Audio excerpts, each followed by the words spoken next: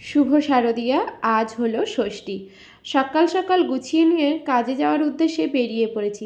আজই আমার লাস্ট কাজ। আজ কাজ করে ছুটি পড়ে যাবে বেশ কয়েকদিনের জন্য। তাই সকাল সকাল বেশ খুশমেজাজেই বেরিয়ে আজ না অনেক জায়গায় যাওয়ারও আছে, সবটাই তোমাদের সাথে শেয়ার করব।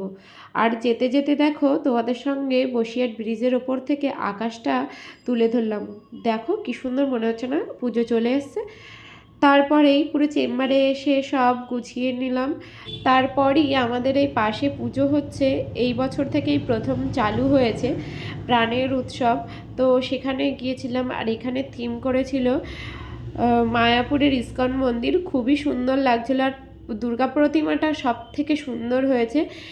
এতদিনের মধ্যে আমার এই দুর্গা প্রতিমাটাই সব থেকে ভালো লেগেছে। তারপরে চলে গিয়েছিলাম আমাদেরই দোকানের অপোজিটে একটা পার্লারে।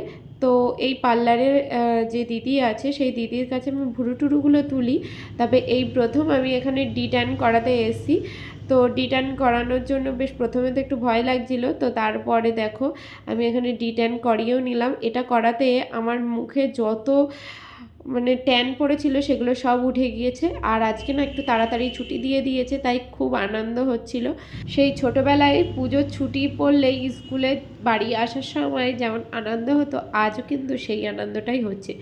আস্তে আস্তে দেখো সন্ধে হয়ে গেছে, আর আমি গুছিয়ে নিয়েছি। এই জামাটা কিন্তু আমাকে কাকিমা দিয়েছে, আমার কাকিমা দিয়েছে পুজোতে। আর একটু সাজগোজ করে নিয়েছি, আজকে একটু ঠাকুর দেখতে বেরোবো শাশুড়ি মাকে নিয়ে। তাই দেখো এখানে আমার কর্তামশাই রেডি হয়ে গিয়েছে এবং ও বাইক নিয়েই বেরিয়েছে। আজ আমরা বিথারি থেকে পুরো স্বরূপনগরটাই ক্যাপচার করব। তো এটা হচ্ছে বিথারির উত্তরপাড়া। এখানে ঠাকুরটা বেশ সুন্দর হয়েছে। প্রথমেই আমরা এই ঠাকুরটা দেখতে চলে এসেছিলাম, তারপরে ফেরার পথে আস্তে আস্তে সব ঠাকুর কটাই দেখে নিয়েছিলাম।